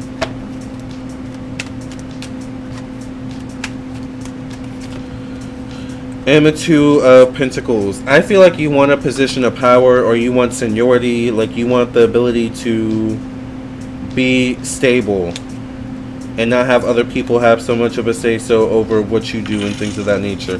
Thank you, Lyndon, for your donation. So that's where I see you heading.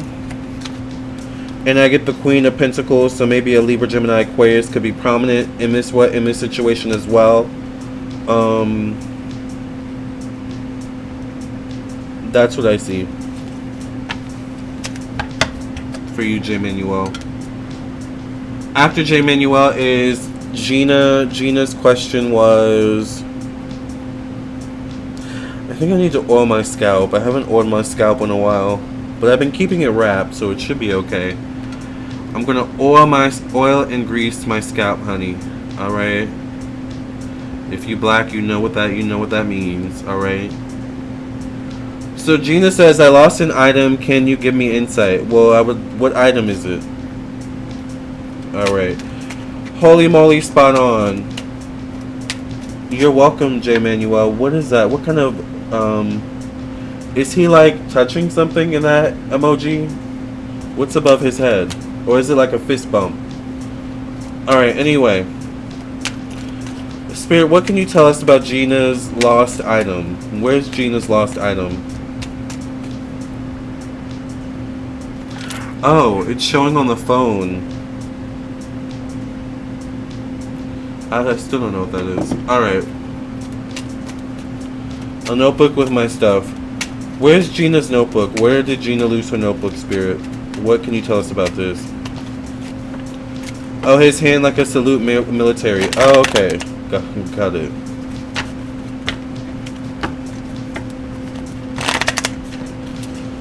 If there's one thing I know how to do, honey, I know how to read the cards. I know how to read in general, too. In many ways, okay?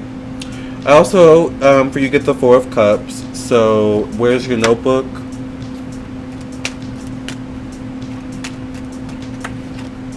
I feel like it's definitely somewhere unexpected. I get the Four of Cups. It could be somewhere where there are a lot of other people in some way, shape, or form. It could be in the home or somewhere connected to family. I get a Queen of Cups. So this could be a Cancer, Pisces, Scorpio female or feminine energy who could be prominent. I get the Strength card, which tells me that you will eventually find it. Once again, maybe a woman or a female could be prominent in this for you. By the way, make sure you guys like the video. I get the Six of Wands, which is forward movement.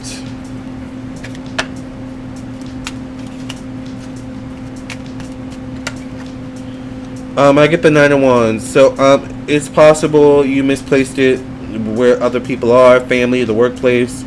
It's possible other people have read it as well as someone has read it, so you might feel a little bit embarrassed. That's what I see about that. Or you might feel violated.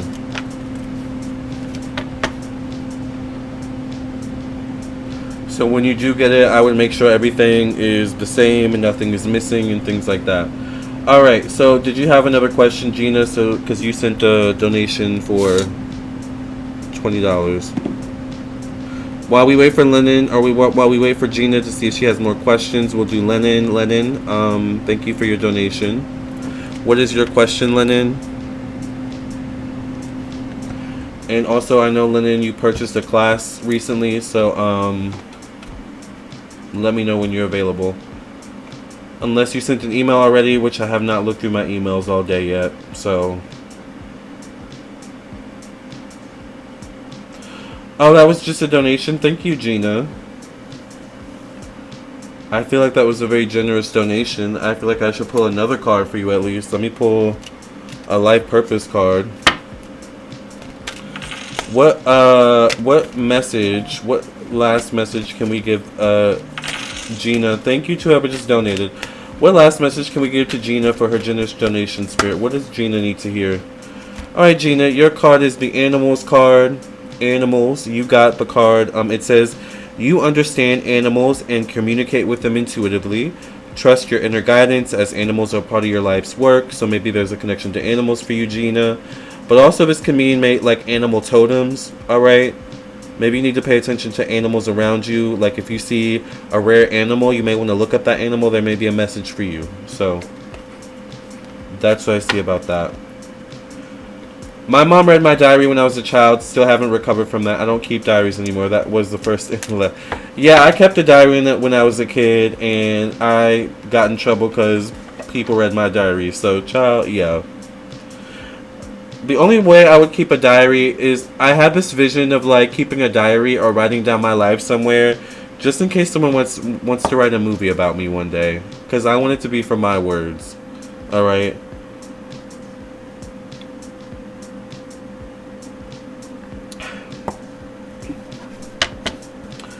So yeah, I don't play with the diaries either, child.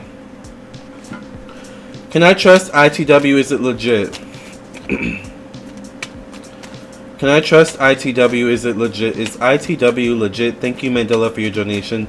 Is ITW legit for Lennon?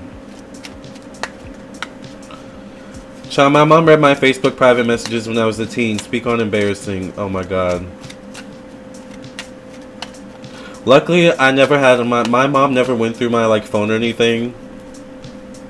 It's funny, I remember one time my mom grounded me and took away my phone and like my computer, but she let me keep my PSP.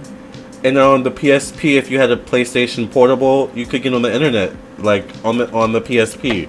So I don't know if she just didn't know or just didn't care, but I used to be on Facebook messages all the time on my PSP when I was grounded. Allegedly, if my mom is watching. Alright. Is ITW legit for Lennon?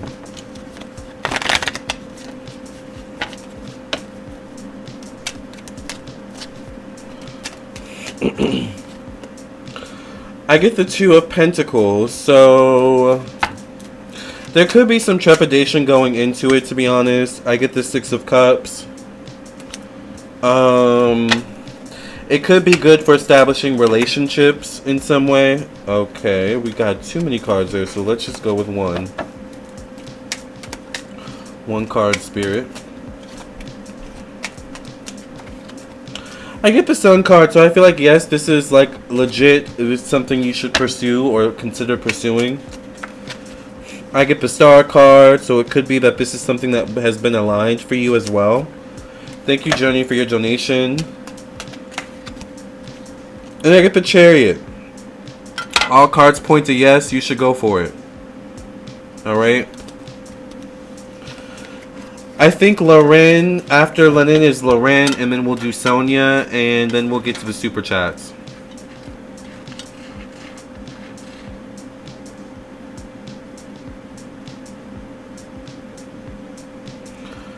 Let me see if Loren sent their question already. No. Okay. Lorraine says, I've been having intense dreams, so intense dreams that I wake up crying. This has been happening for a year now. Why do I keep waking up crying in my sleep? Why does Lorraine keep waking up crying in her sleep? You're welcome, Lennon. Why does Lorraine wake up crying in Lorraine's sleep?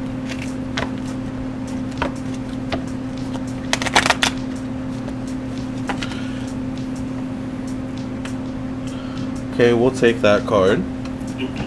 Ow! Alright. I get the Four of Cups.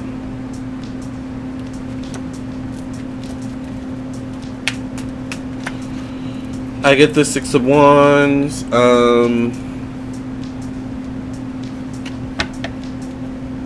I think you could be holding on to something that could be coming out through your dreams. I don't know if you're the most emotional person, Lauren. I think you're someone that maybe holds on to things. I think maybe there's certain things you need to deal with, certain fears, anxieties, worries, whether they are yours or your own, or maybe others that you have adopted, possibly. Because there's also somehow an influence of other people showing up here too. Yeah, I get the Four of Swords. 4 can represent friends, acquaintances, social groups, social media, the internet, technology. I get the Page of Wands. So,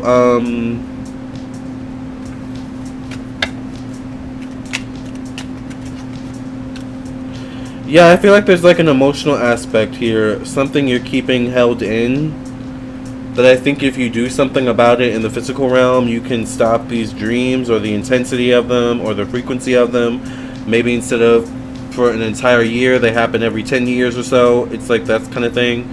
But that's what I see. I feel like there's something you can do physically in the actively in the physical realm to rectify this, but there's something emotionally going on that you're not dealing with.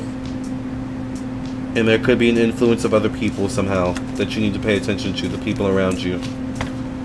Alright.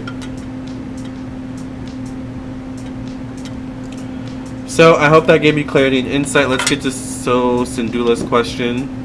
Remember, you guys get your live readings in, your live questions in before I sign off for the night.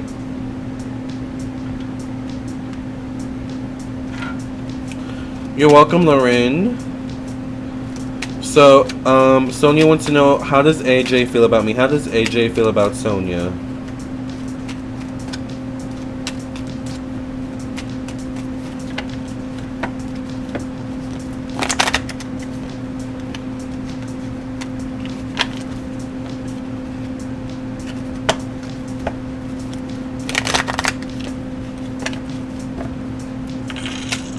Thank you, Sonia, for your donation. I get the Three of Pentacles. How does AJ feel about Sonia? I get the Tower. You definitely have different opinions, beliefs, maybe ways of living, different cultures, different backgrounds that could cause issues in some way. Maybe you like rub each other the wrong way with the Tower. You could be prone to arguments as well. I get the Strength card.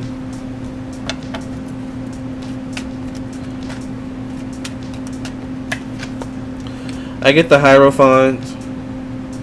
So there's not sure if AJ is a man or masculine energy, or if there is someone who's like a mediator. I get the Two of Swords. I feel like there's something where maybe AJ's energy or AU's energy comes across as like highfalutin or like high values, high morals. Maybe you trigger them.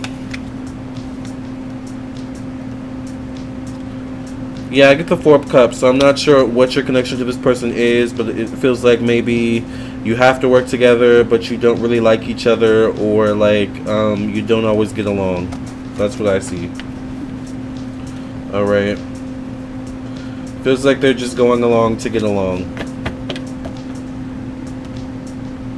Alright, I think before we get to your next question, we're going to get to the super chats really quickly.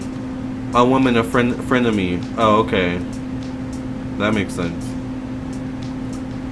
Okay, so Mandela's question is, what are Dee's intentions towards me? What are Dee's intentions towards Mandela?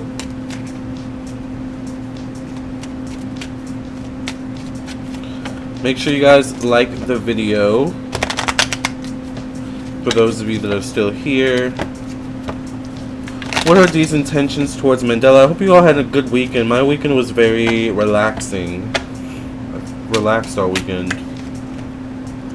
What are these intentions towards Mandela? I get the Star card.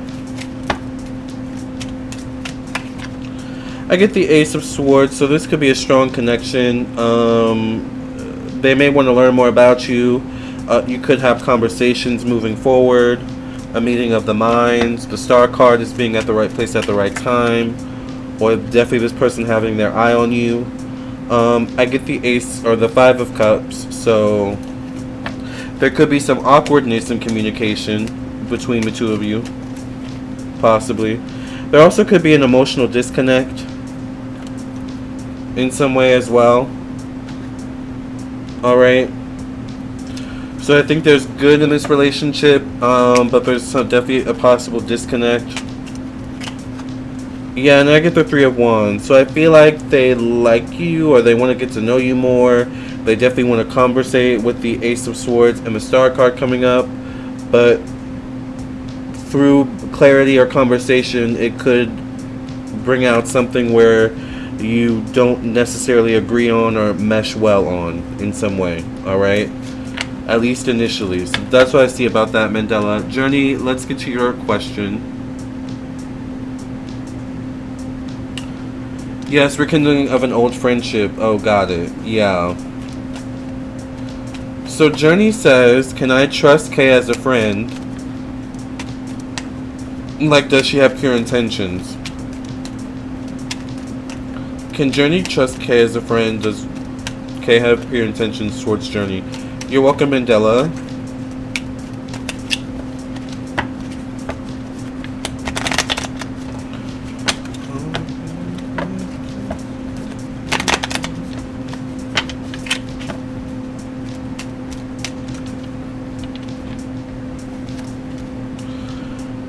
I get the Ten of Swords. Can you trust Kay as a friend? Does she have pure intentions?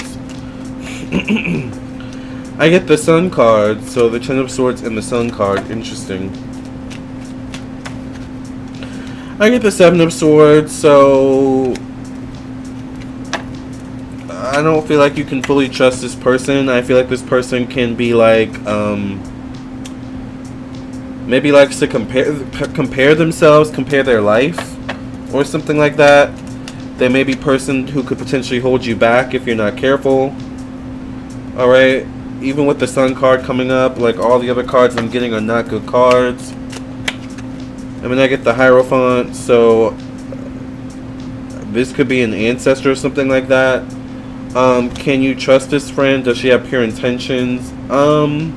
No, I don't feel like you can fully trust this person, and they definitely may not have the purest of intentions, but they may not even be aware of their intentions or how they come across. So those are the worst people to have around, who have bad traits, but they're not aware of their bad traits. They're not self-aware. All right. Your next question is, would it be safe for me to go to the beach with S today? Would it be safe for Journey to go to the beach with S today?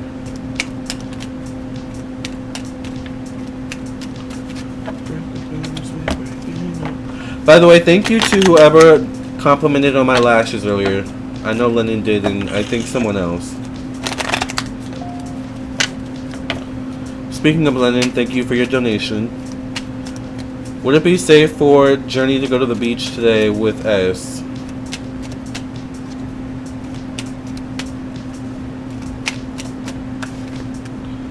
I get the Six of Pentacles, which can be making a time, making a date for something. I get the High Priestess.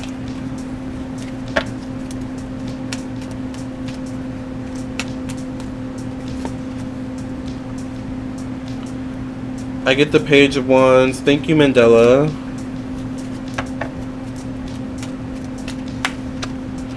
I get the Star card, so I feel like yes, it would be safe for you to go to the beach with this person. I feel like it's possible you could have a good time. I get the Two of Pentacles, so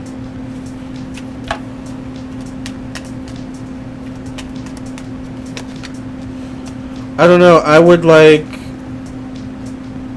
explore a little bit or something like that. You could get bored, or it could become boring after a while. So I would have intentions of doing something else as well. I wanted to say they look so natural on you, Lamarr. Thank you. Thank you. This is my first time applying lashes, so I'm always like critical and judgmental of myself. Because I'm a Virgo rising, so I always see every little flaw. But thank you guys.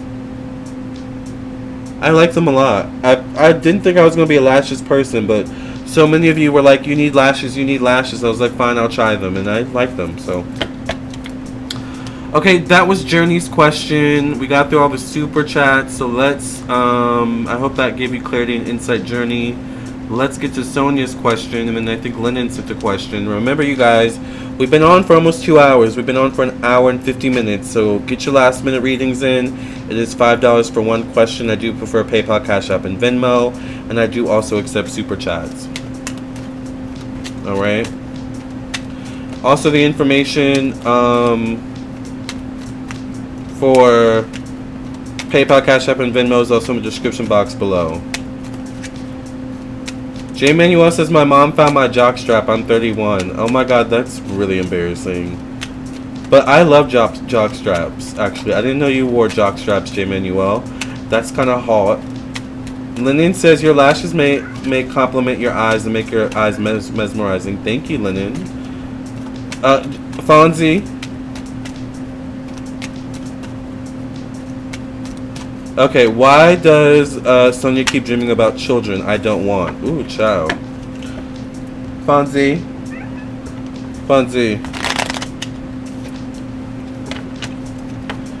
Me too, Lamarr. I'm hard on myself. Same. Why does Sonia keep dreaming about children? I get the Two of Wands.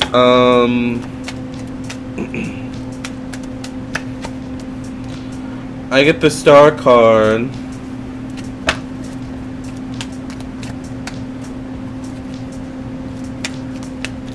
Yes, I don't want kids at all. I get the Four of Pentacles. You could be having some subconscious baby fever. Sometimes it's not about whether or not you want children. It's about, like, does God or Spirit want you to have children for whatever reason?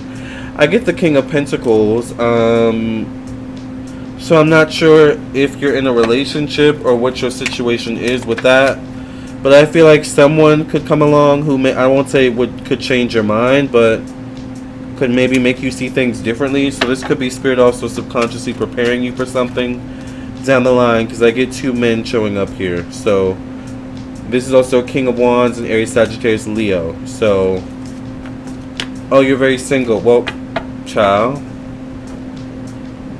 you might want to get ready. Fonzie, why are we doing the Zoomies right now at 3 a.m.? What's good, Miley?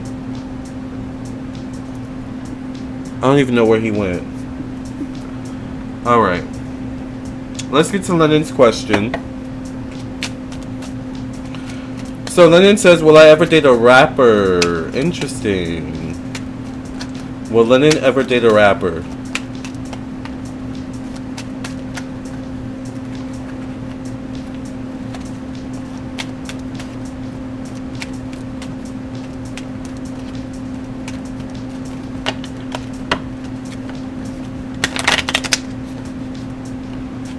Will Lennon ever date a rapper?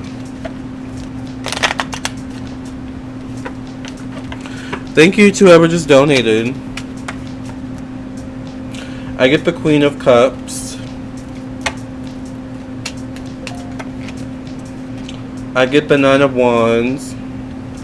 Child, I want me an Offset, Playboy Cardi. Lennon loves him some, I don't even know what to call them. Lennon loves him some Roughnecks, child. Child. I get the Ten of Cups. So, will you ever date a rapper? I'm not sure who this Queen of Cups is. The Queen of Cups could be a Cancer, Pisces, Scorpio female. I get the Nine of Swords. I feel like a lot of the people you like are either straight or dating women, or like have this image of like family or something like that. So I think it's going to be difficult to date the type of rapper you are attracted to, possibly. Alright. I get the Ace of Wands, so there's definitely potential for sex. Alright, sexual energy. Or something like that. Or movement forward. Maybe specifically with the King of Swords, a Libra, Gemini, Aquarius. Male, so I see some man showing up here. Alright. King of Swords could also definitely be a rapper, good with his words, swords, right? Lennon, you took tarot class with me, all right? And then I get the Ace of Swords. So yeah, I feel like you could meet someone down the line. In between the King of Cups is the Ace of Swords and the Ace of Wands. So I feel like this is him. I would be open to interpretation though. He may not be a Playboy Cardi or a Offset though, you know. He may be a Common, you know, or who's a not like a hood type of rapper.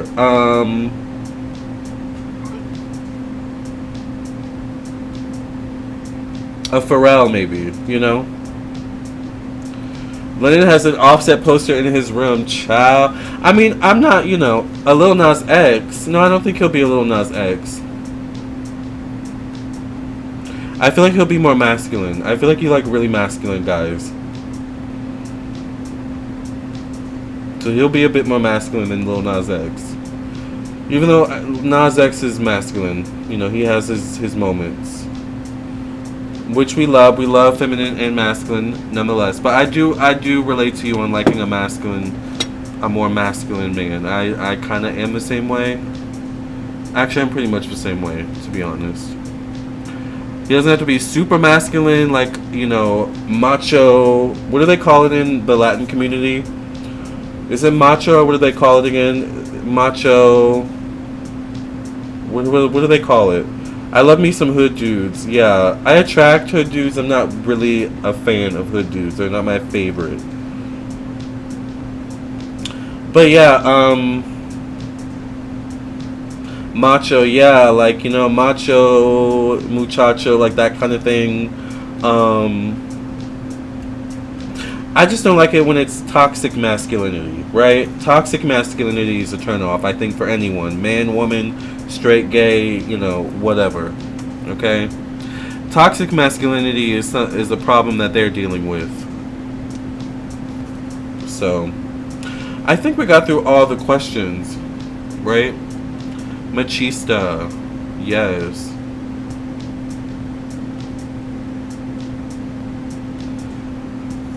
Girl, send them my line. Tell you you have this one friend, child.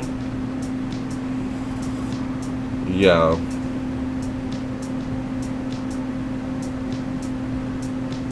But we like what we like.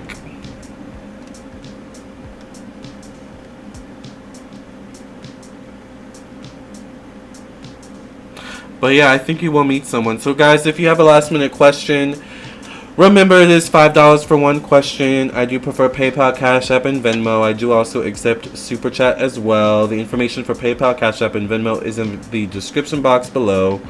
And yes. I remember one time my mom found my weed, and child, oh my god, because I've been smoking weed since high school. So we've come out a long way since when I was in high school and now. That's the only embarrassing thing my mom or parents have ever, like, seen. It was kind of embarrassing when I was younger. Like, I never washed my clothes. Like, I always had my mom do it or, like, you know, someone else do it. So that could kind of be embarrassing sometimes, you know. I'll spare you the details. Not for what you think, like, not like because of skid stains or anything like that, but, you know, boys will be boys, right? Lamarr been missed marijuana since back in the days, exactly, yes. So, I used to always get in trouble for marijuana all the time. But I didn't start wearing, like, jock straps and thongs until I moved out, child. Once I moved out, it was like all bets are off. So, alright, you guys. Well, this was a lovely conversation. If no one has any last minute questions, and I think I'm going to sign off. This was a really good conversation. Cleopatra, do you have any last words to tell us before we sign off for the night?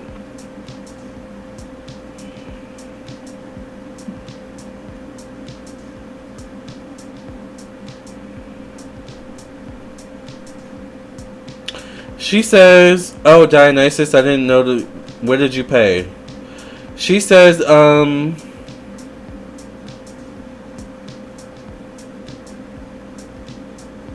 the key right now is to, like, manage your frequency or increase your frequency.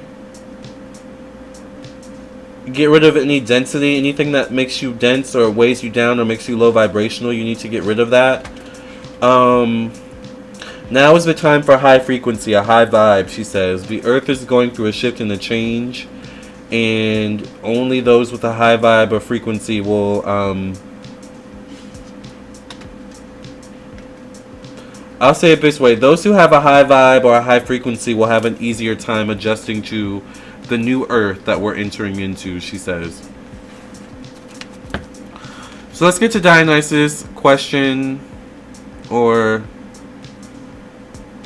Okay, so Dionysus' question is, this guy that liked me for years and we finally started seeing each other, but now he's saying he doesn't want anything serious. Is this his fear talking? His wife left him for another guy years ago. Is this out of fear? Why is this guy that Dionysus is dealing with saying they don't want anything serious anymore? What is their purpose in this, spirit?